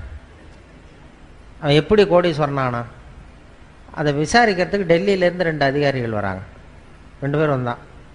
இவனை பிடிச்சாங்க, டேய் நான் டெல்லியிலேருந்து வந்திருக்கேன், விசாரணைக்கு உன்னை விசாரிக்கிறதுக்காக வந்திருக்கேன், நீ எப்படி கோடீஸ்வரனானே, நீ சாதாரண ஆளாக இருந்த, எப்படி இவ்வளவு பணம் சேர்த்தேன் அப்படின்னு விசாரிச்சிருக்காங்க. உடனே இவன் சிரிச்சானா, இதுக்காகவா சார் மெனக்கிட்ட 2 பேர் அங்கேருந்து வந்திருக்கீங்க டெல்லியிலேருந்து, நான் வந்து பந்தயம் கட்டியே பணக்காரன் ஆகிட்டேன் சார், முறையாக தான் பணம் சேர்த்தேன், பந்தயம் கட்டினேன் ஜெயிச்சேன் பணக்காரன் ஆகிட்டேன், இதில் என்ன கஷ்டம், இதுக்கு போய் விசாரிக்கிறது அங்கேருந்து மெனக்கிட்டு வந்துருக்கீங்க அப்படின்றான். பந்தயம் கட்டி எப்படிடா இவ்வளவு பணம் சேர்க்க முடியும், நாங்கள் நம்ப முடியாதுன்றான். அப்படின்னா உங்ககிட்ட ஒரு பந்தயம் கட்டவா அப்படின்னு கேட்டிருக்காங்க. ஏங்கிட்டயா என்ன பந்தயம் அப்படின்னு ஒருத்தன் கேட்டிருக்கான். ஒருத்தன் கேட்டால் இது வந்து என் கண்ணு தானே, இது என் கண்ணு, இது என் பல்லு, என் கண்ணை என் பல்லாலேயே கடிக்கிறேன், எவ்வளோ பந்தயம், 100 ரூபாய் எடுத்து வச்சான் வந்தவன் 100 ரூபாய் வச்சு இதை ப்ரூவ் பண்ணுறான்னு. அப்படியே எடுத்துட்டான் கண்ணை, அது ஏற்கனவே பளிங்கு கண்ணை வச்சுருக்கான். பளிங்கு கண்ணை எடுத்து வாயில் வச்சு கடிச்சுட்டான். வந்தவன் 100 ரூபாய் விட்டுட்டு நிற்கிறான். ஆஹா இது ஏமாந்துட்டோம் அப்படின்ட்டு, இப்படி தான் சார் நான் பணம் சேர்த்தேன், இதை போய் உங்கள் டெல்லியில் சொல்லுங்கள் சார், இதுக்கு போய் மெனக்கிட்ட விசாரிக்க வந்துட்டீங்கன்ட்டான். கூட இருந்தவனுக்கு கோவம் வந்துட்டு, என்னடா இவன்ட்ட வந்து இப்படி ஏமாந்து போயிட்டோம் அப்படின்னு சொல்லி, நீ விளையாட உனக்கு விசாரிக்க தெரியல அவனை அப்படி போய்ட்டு 2வது ஆள் வந்தான். டே ஒழுங்காக சொல்லு, நீ எப்படி பணம் சேர்த்த, மரியாதையாக சொல்லு அப்படின்றான். சார் அவரை விட நீங்கள் கொஞ்சம் புத்திசாலியாக தெரியுது, நான் பந்தயம் கட்டி தான் சார் பணம் சேர்த்தேன், நீங்களாவது நம்புங்க சார். நான் நம்ப முடியாது அப்படி. அப்போ உங்ககிட்ட இன்னொரு பந்தயம் கட்டவான்றான். அதெல்லாம் முடியாதான் ஏமாத்திவிட்டியா அப்படி அவனை அப்படின்னா, இல்லை சார் அவர் ஏமாந்தது இது பளிங்கு கண்ணு, அதனால் ஏமாந்துட்டார், உங்ககிட்ட பணம் கட்டுறது நெஜங்கண்ணுலேயே கட்டுறேன், இது வந்து நெஜங்கண்ணு பளிங்கு கண்ணு கிடையாது, இந்த கண்ணை பல்லால் கடிக்க முடியுன்றான். அவன் ஒரு 100 ரூபாய் எடுத்து வச்சானா, வச்சது அப்படியே பல் செட்டை கட்டினான் தனியாக, கேட்டு கடிச்சுட்டான். அவனும் 100 ரூபாய் விட்டான், எடுத்து வச்சுக்கிட்டு இப்படி தான் சார் நான் பணம் சேர்த்தேன், இதுக்காக டெல்லியிலேருந்து மெனக்கிட்டு வந்திருக்கேன், போய் சொல்லுங்கள் சார் அப்படின்னு தான். அவன் கிடுகிடுன்னு டே வந்துடுறான், இனிமேல் அவன்கிட்ட பேச்சு கொடுக்காத, மேற்கொண்டு பேசினா மறுபடியும் ஒரு பந்தயம் கட்டுவான், திரும்பி நம்ம டெல்லிக்கு போகிறதுக்கு பணம் சரியாக இருக்கா பாரு அப்படின்னா, ரயில் டிக்கெட்டுக்கு சரியாக இருக்கடான்றான். அப்போ மேற்கொண்டு அவன்கிட்ட பேசாத, இப்படியே ஓடி போடுவோம், போய் நம்ம அதிகாரிகிட்ட சொல்லிடுவோம் அப்படின்ட்டு, ரொம்ப தேங்க்ஸ் சார் அப்படின்னா, இருங்க சார் இருந்து சாப்பிட்டு போகலாங்கிறான். அதெல்லாம் ஒன்றும் வேண்டாப்பா, நீ இப்போ சாப்பிட்ற அப்புறம் பந்தயம் கட்டுவா அவ்வளோ வேண்டான்னு சொல்லி ஒரே வேகம் ஓடி போய் இப்போ ரயில் ஏறி டெல்லிக்கு போயிட்டானுவோம். டெல்லிக்கு போய் அந்த ஜூனியர் அதிகாரிகள் 2 பேரும், இந்தியாவுக்கே தலைமை அதிகாரி அவர்கிட்ட போய் சொல்லிட்டான், சார் தமிழ்நாட்டுக்கு போனேன், அந்த ஆளை பார்த்தேன் விசாரித்தேன், ஒன்றும் சரியாக வரல சார், பந்தயம் கட்டியே பணம் சேர்த்தேன்னு சாதிக்கிறான், எங்ககிட்ட ஒரு 200 ரூபாய் வாங்கிட்டு விட்டான் சார் அப்படின்னு தான் அவருக்கு கோவம் வந்துட்டுது. நீ போய் அவனுக்கு 200 ரூபா கொடுக்கறதுக்காக இங்கேருந்து போனீங்க, உங்களுக்கு அனுபவமே 10ல் ஒருத்தர் எப்படி விசாரிக்கிறதுன்னு, எத்தனை பேர் இருக்கீங்க நம்ம இந்தியா பூரா விசாரிக்கிறதுக்கு, அவங்களெல்லாம் ஒரு ஹாலில் கொண்டாந்து உட்கார வை, நான் வந்து கிளாஸ் எடுக்கணும், உங்களுக்கு எப்படி விசாரிக்கிறதுனே உங்களுக்கு தெரியல அப்படின்ட்டுருக்கார் பெரியவர், அவர் இந்தியாவுக்கே தலைமை அதிகாரி, எனக்கு அனுபவம் ஜாஸ்தி அப்படின்னு. சரி இன்னும் 30 பேர் இருக்கோம் சார் அப்படின்னா 30 பேரையும் ஒரு ஹாலில் உட்கார வச்சு அந்த பெரியவர் வந்து உட்காந்துருக்காரு. ஒரு ஆள் தமிழ்நாட்டுக்கு போய் அந்த ஆளையும் கூப்பிட்டுட்டு வாங்க, வர்ற வரைக்கும் அவன்கிட்ட பேச்சு கொடுக்காதீங்க, யாரும் பந்தயம் கட்டுவான், பேசாமல் கொண்டு வா அவனும் வந்து ஒரு ஆள் பிடிச்சி எடுத்துகிட்டு போட்டான். அவனை மேடையில் அவர் நிற்கிறார் பெரியவர், பக்கத்தில் அவன் நிற்கிறான், எதிரில் அந்த ஜூனியர் அதிகாரிகள் 30 பேர், அவங்களுக்கு முன்னாடி இவர் விசாரிக்கிறார், ஏன்பா எப்படி பணம் சேர்த்த என்கிட்ட சொல்லு, நான் இந்தியாவுக்கே தலைமை அதிகாரி, எனக்கு வந்து அதிகாரங்கள் ஜாஸ்தி, எனக்கு அனுபவமும் ஜாஸ்தி, என்கிட்ட உண்மையை சொன்னீங்கன்னா உன்னை வந்து அப்ரூவர் ஆக்கிடுவேன், தண்டனையே இல்லாமல் பண்ணிடுவேன், இல்லை தண்டனையை குறைச்சி கூட கொடுக்கலாம், அதனால் எனக்கு அதிகாரம் இருக்குது, என்கிட்ட உண்மையை சொல்லு, நீ எப்படி பணம் சேர்த்த அப்படின்னு கேட்டார். அப்போ அவன் சொன்னானா, சார் நீங்கள் எல்லாத்துக்கும் எல்லாரை விட அனுபவம் ஜாஸ்தியாக இருக்குது, அதனால் நீங்களாவது நம்புங்க சார், நான் பந்தயம் கட்டி தான் பணம் சேர்த்தேங்கிறாங்க. நம்ப முடியாதான்ட்டு இருக்காரு. அப்போ உங்ககிட்ட ஒரு பந்தயம் கட்டவா அப்படின்றான் அங்கே தலைமை அதிகாரி. என்னடா என்னட்ட அதெல்லாம் வேண்டாம்டா, எங்கள் ஆளை ஏமாற்றிப்பிட்டியா அப்படின்ட்டு இருக்காரு. வேண்டாம் சார், உங்கள் ஆளை ஏமாத்தினது வேற, அது வந்து என் உடம்பை பற்றின ரகசியம், என் கண்ணு பளிங்கு கண்ணுங்கிறது அவருக்கு தெரியாத ஏமாந்துட்டார், என் பல்லு வந்து பல் செட்டு கட்டியிருக்காங்கிறது அவருக்கு தெரியாது, அதனால் ஏமாந்தார். இப்போ நான் உங்ககிட்ட பந்தயம் கட்டுறது உங்கள் உடம்பை பற்றின ரகசியம், என் உடம்பை பற்றி வேண்டாம் அப்படின்னா. என் உடம்புல என்னடா ரகசியம்னு இருக்கார் அவர். ஒன்றும் இல்லை சார், இப்போ முதுகில் உங்கள் முதுகில் இடுப்புக்கிட்ட 1 ரூபா அகலத்துக்கு கருப்பாக ஒரு மச்சம் இருக்குது, உண்டா இல்லையா அப்படின்றான். இல்லைன்னு தெரியும் அவருக்கு. இல்லைடா அப்படின்ட்டு இருக்காரு. நேற்று வரைக்கும் இல்லை சார், இந்த வினாடி இருக்குது, இந்த நிமிஷம் இருக்குது, மச்சம் இருக்குது அப்படின்னா. இதை நீ நிரூபித்து காட்டுறான்னு 100 ரூபா எடுத்து வச்சார் இந்த பெரிய. இவனும் 100 ரூபா வச்சான். சட்டையை கட்டி காட்டினார், மச்சம் இல்லை, ஏமாந்துட்டான். இவன் ஏமாந்து போயிட்டான். உடனே அந்த பெரியவர் 200 ரூபா எடுத்து வச்சுக்கிட்டு, தோழர்களே இப்படி தான் விசாரிக்கணும், என்ன இருந்தாலும் எனக்கு அனுபவம் ஜாஸ்தி, இப்போ என்கிட்ட தோற்று போட்டான் பாருங்க இவன் அப்படின்னு சொல்லிட்டு இருக்காரு. அப்போ இவன் சொன்னானா, சார் நிஜமாகவே இந்த பந்தயத்தில் நீங்கள் ஜெயிச்சுட்டீங்க, இந்த பந்தயத்தில் உங்களுக்கு வந்து 200 ரூபா லாபம் ஒத்துக்கிறேன், ஆனால் இதே பந்தயத்தில் எனக்கு 2900 ரூபா லாபம்ன்றான். என்னடா பண்ண அப்படின்ட்டு இருக்காரு. உங்களுக்கு தெரியாமல் இந்த 30 பேர்கிட்டையும் தனித்தனியாக ஒரு பந்தயம் கட்டியிருக்கேன். என்ன பந்தயம்டா கட்டினேன்னு கேட்டிருக்காரு. அது ஒன்றும் இல்லை சார், உங்கள் எல்லாரும் முன்னாடியும் உங்கள் மேலதிகாரியை சட்டையை கேட்ட வைக்கிறேன் அதுக்கு பண்ண. அவன் கூட்டம் பண்ணிட்டேன் சார் அப்படின்னு தான் அவர் அசந்து போயிட்டார். உடனே சாரை கொண்டு போய் பக்கத்தில் ஒரு ரூமில் உட்கார வைங்க, இனிமேல் அவர்கிட்ட யாரும் பேசாதீங்க அப்படின்னு சொல்லிவிட்டு, அப்புறம் வந்து தோழர்களே இனிமேல் யாரும் தமிழ்நாட்டு பக்கம் விசாரிக்க போகாதீங்க, நீங்கள் போகிறதுனா மத்திய பிரதேசம் உத்தரப்பிரதேசம் அப்படி ஏதாவது ஒரு பிரதேசத்துக்கு போங்க, தமிழ்நாட்டுக்கு போய் விசாரிக்க போனால் விசாரிக்க போனவனும் பணத்தை கொடுத்துட்டு வர வேண்டியிருக்கு அப்படின்னு சொன்னார்னு சொல்லி சொன்னோம். இது பத்திரிகையில் வந்த சில முக்கியமான செய்திகளை வச்சுக்கிட்டு வேடிக்கையை கலந்து ரேடியோவில் சொன்ன ஒரு செய்தி.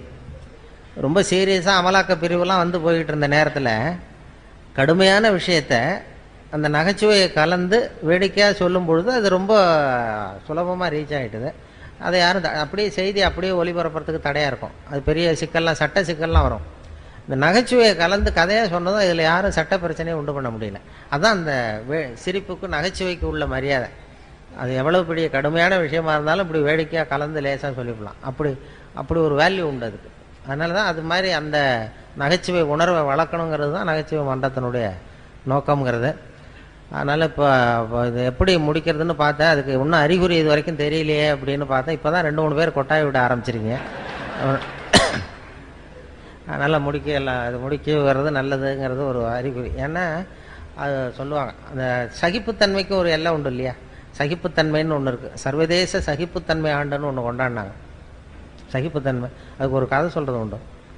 ஒரு டாக்டர் இது மாதிரி இருந்தால், டாக்டருக்கு ரூமுக்கு வெளியில் வரிசையாக பெஞ்சு போட்டிருந்தான். 40 பேர் உட்காந்துருக்கான் டாக்டரை பார்க்கறதுக்கு. 40 பேர் சட்டையை கட்டி சுருட்டி வச்சுருக்கான் பக்கத்தில், மேல் சட்டையை. 40 பேர் வாயிலே 40 தெர்மாமீட்டர் இருக்குது. தெர்மாமீட்டரை வாயில் வச்சுட்டு அப்படியே உட்காந்துருக்கான் எல்லாரும், 40 பேரும் யூனிஃபார்மாக. அப்போ ஒருத்தன் விரல் ஆணி அடிச்சிருக்கான், இதில் காலண்டர் மாட்டுறதுக்கு விரலில் சுத்தியல் பட்டு போச்சு, நசுங்கி போச்சு. உடனே வந்து, சிஸ்டர் இந்த விரலில் ஏதாவது மருந்து வைங்கன்றிருக்கான். மருந்து அது நீ சட்டை கேட்டு அப்படின்ட்டுருக்க அந்த அம்மா. இல்லை இது விரல் தானேன்றிருக்கான். இல்லை எல்லாரையும் பாரு. எல்லாம் சட்டையை கட்டிட்டு உட்காந்துருக்கு. சரி உட்கார் அப்படின்னு சட்டையை கேட்டினான். உட்காந்தான். வாயை அப்படின்னு திறந்தது தெர்மாமீட்டர் வச்சுட்டு ஓடி போச்சு. இவன் விரலை பார்த்துக்கிட்டே தெர்மாமீட்டர் வாயில் வச்சுட்டு யோசிக்கிறான், இது எதுக்கு தெர்மாமீட்டர் வச்சு பார்க்குறாங்க. சரி இது எல்லாரும் அவனுக்கும் விரல் நசுங்கியிருக்கான்னு பார்க்குறான். எட்டி பார்த்தா அவன் விரல்லாம் நல்லா இருக்கு. சரி எப்படிறான்னு கேட்கலாம்னு பார்த்தா வாயை திறக்க முடியல அவனுக்கு. இவனுக்கு முன்னாடி 40வது ஆள் இருக்கான், அவனும் வாயை திறக்கணும்னு பார்க்குறான், முடியல. இந்த 40 பேரும் வரிசையாக 40 கதையோட உட்காந்துருக்கான். சட்டையை கட்டி வச்சிருக்கான். பலூன் மாதிரி உப்பிருக்கு, கண்ணு செவந்திருக்கு, பலூன் மாதிரி வாய் உப்பிருக்கு, பேச முடியல. என்ன பண்ணுறதுன்னு அப்படியே சகிச்சுக்கிட்டு உட்காந்துருக்கான். ஒரு 15 நிமிஷம் கழித்து அந்த நர்ஸு ஓடி வந்தது. நர்ஸு ஓடி வந்து எல்லா தெர்மாமீட்டரும் எடுத்துக்கிட்டு அவங்கவுங்க பேர் எல்லாத்தையும் குறிச்சிக்கிட்டு அப்படியே போய் அப்புறம் போய் டாக்டர் ரூமுக்கு ஓடி போச்சு. அதுக்கப்புறம் இவன் ஆரம்பித்தான், இந்த 41வது ஆள், உலகம் ரொம்ப கெட்டு போச்சுப்பா, எதுக்கு தெர்மாமீட்டர் வச்சு பார்க்குறதுன்னு ஒரு விவசாயம் இல்லாமல் போச்சு. விரலை நசுக்கிட்டு வந்திருக்கிறேன், இதுக்கெல்லாம் தெர்மாமீட்டர் வச்சு பார்க்குறாங்க. ரொம்ப அக்கிரமம், அநியாயம், இதுக்கெல்லாமா சட்டையை கேட்டு சொல்கிறேன், நான் விட போகிறதில்ல, இது உண்டு இல்லைன்னு பார்க்க போகிறேன்னு கத்துறான். அப்போ இந்த 40வது ஆள் சொன்னான் பொறுமையாக, இந்த பாருப்பா, இது சர்வதேச சகிப்புத்தன்மை ஆண்டு, இது சகிப்புத்தன்மையை இந்த இடத்துல தான் நீ கற்றுக்கணும். இது மாதிரிலாம் ஒரு அசட்டுத்தனமாக இது மாதிரிலாம் துள்ளாத, கொஞ்ச நேரம் மரியாதையாக வாழை சுட்டிட்டு உட்கார், இப்படிலாம் கத்தாத அப்படின்றான் நம்ம 40வது ஆள். அப்படி சொன்னதும் இவனுக்கு இன்னும் கோவம் வந்துட்டுது. நீ எனக்கு இவ்வளவு புத்தி சொல்றியடா, நீ எதுக்கடா வந்தேன்னு கேட்டிருக்கான். நான் தபால் கொடுக்க வந்தவையா,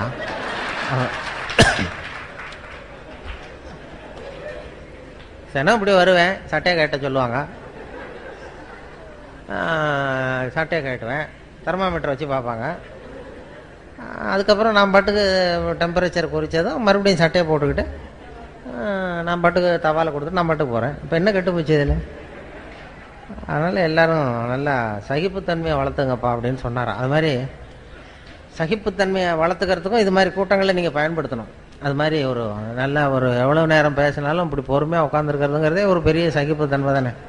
அதனால் அது ஒரு பெரிய விஷயம். ஏன்னா பேசுறது பேச்சுங்கிறது பெருசு தான், ஆனால் மௌனம் அதை விட பெருசும்பாங்க. பேசுறது இந்த பேச்சாளர்களுக்கு அது ஒரு பெரிய இது வந்துடும். அப்படி வந்த ஏன்னா சில பேர் ஆரம்பிக்கும் போது தெரியும், முடிக்க நேரம் போகிறது பேசுகிறவங்களுக்கு தெரியாது, உட்காந்துருக்கிறவங்களுக்கு தான் தெரியும். உங்கள் முகத்துலேருந்து தான் கண்டுபிடிக்கணும். அது கண்டுபிடிச்சி அப்படி பண்ணுறது வழக்கம். ஏன்னா சுருக்கமாக இப்போ எதையும் பேசுகிறவங்க எழுதுகிறவங்க தேவைக்கு அதிகமாக வளர்த்தாதீங்க அப்படின்னு பேராசிரியர் கல்கி சொல்லுவார். அதாவது ரேடியோ ஸ்டேஷன் ஆரம்பித்த காலத்தில் அவர் வந்து பேசியிருக்கார், கல்கி வந்து பேசியிருக்கார் ரேடியோவில். அது இன்னும் பதிவு பண்ணி வச்சுருக்காங்க சென்னையில். அதில் அவர் சொல்கிறார், தேவைக்கு அதிகமாக எதையும் வளர்த்தாதீங்க எழுதுகிறவங்க பேசுகிறவங்க அப்படிங்கிறதுக்கு ஒரு உதாரணம் ஒன்று சொல்கிறார்.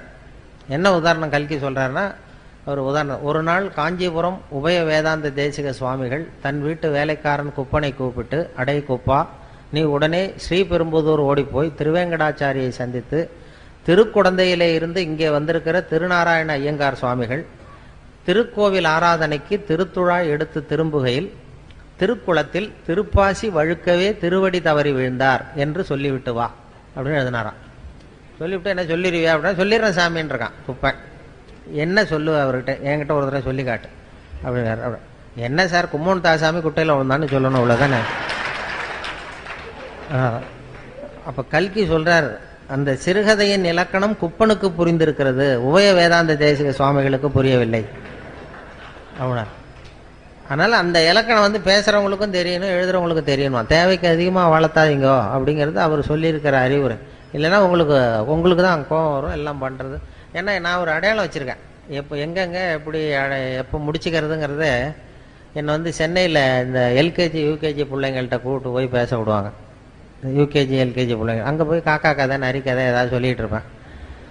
அப்போ அவங்க பொறுமை இழக்கிறது எப்போன்னு எப்படி கண்டுபிடிப்பேன்னா, அடையாளம் அந்த வரிசையில் இருக்கிறவன் தரையை கீறுவான் லேசா அப்படி, இல்லைன்னா பக்கத்தில் இருக்கிறவன ஒரு குத்துவான், ஒரு பென்சிலால் குத்துவான். அதாவது அவன் பொறுமை இழக்கிறான்னு அர்த்தம். அதாவது போதும் நிறுத்திக்கோன்னு நமக்கு சிக்னல் இது. இல்லைன்னா அம்மா ஞாபகம் வந்துட்டுது, அல்லது பிள்ளைக்கு பசி வந்துட்டுது, அல்லது அம்மா ஞாபகம். அதனால குழந்தைகளுக்கு அதுக்கு மேலே வளர்த்துறது, அதை வச்சு முடிச்சுக்குவேன். அது ஒரு அழகான அடையாளம் அது. அந்த குழந்தைகள்கிட்ட பேசும்பொழுது, ஸ்கூலில் பேசும்பொழுது ஹைஸ்கூல்லாம் கொட்டாய் விடுவாங்க, ஒரு 10 பேர் வாயை திறக்கிற வரைக்கும் பார்க்கறது முடிச்சுடுறது. காலேஜ்னா விசில் அடிப்பாங்க, அந்த கடைசியிலேருந்து விசில் வரும், அடித்தா முடிச்சுக்கோ இதுதான் மரியாதை அப்படின்னு அர்த்தம். அதுக்கு அப்படி ஒரு இது, அதுக்கு ஒவ்வொன்றுக்கு சிக்னல். எதுக்கு சொல்ல வர்றேன்னா, எனக்கு ரொம்ப பிடிச்சது சென்னையில் இந்த பென்ஷனர் அசோசியேஷன் ஒன்று இருக்குது அண்ணா நகரில். அதில் எல்லாம் 80 வயசை தாண்டினவங்க, எல்லாம் பழைய காலத்து ஜட்ஜு, நீதிபதிகள், பழைய காலத்து போலீஸ் அதிகாரிகள், பழைய காலத்து கலெக்டர்கள், இவங்கெல்லாம் இருக்காங்க. அதில் எல்லாம் 80-90 வயசு, ஒரு காலத்தில் பெரிய உத்தியோகத்தில் இருந்தவங்க. அவங்கெல்லாம் கூப்பிட்டு என்னை பேச விடுவாங்க. அப்போ அந்த ஆன்மீக விஷயங்கள் தான் அவங்களுக்கு பேசணும்னு பேசுவோம். அப்போ தான் எனக்கு டைம் லிமிட்டு கிடையாது, எவ்வளவு நேரம் வேணாலும் நான் பாட்டு பேசிகிட்டே இருப்பேன். அவ்வளவு பேரும் எவ்வளவு நேரம் ஆனாலும் அசையாமல் என்னையே பார்த்துக்கிட்டு இருப்பாங்க. அது என்ன காரணம்னா, காது கேட்காது.